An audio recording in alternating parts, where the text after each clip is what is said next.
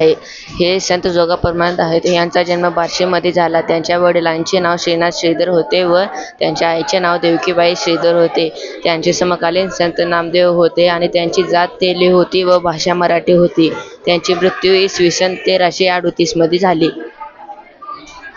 संत जोगा यांचा जन्म एक सामान्य कुटुंबात झाला होता. लहानपणापासून त्यांना कीर्तनाची गोडी लागली होती आणि त्याने आपले समकालीन सण सारखे बनायचे होते. त्यांची 2 पुस्तकांची नावे परमानंदी साक्षात्कार. संत जोगा परमानंद यांचा वारसा. संत जोगा परमानंद यांचे जीवन आणि कार्य आजही लोकांना महत्त्व देतात. मराठवाड्यातील उत्तर भारतातील लोकांना आपण महत्त्व देतात. संत जोगा परमानंद यांची शिकवण साधकाच्या आधारे होती. त्यांनी जीवनामध्ये एक सामाजिक कार्य केले होते. आत्मसाक्षात्कार ह्याच्यामध्ये त्यांना सगळ्यांना पटवून द्यायचे होते की देवाबद्दल किती माहिती ह्या जगात आहे ते सांगायचे होते आणि भगवद्गीता, त्या भगवद्गीतेच्या आधारे सगळ्यांना मार्गदर्शन द्यायचे होते. धन्यवाद.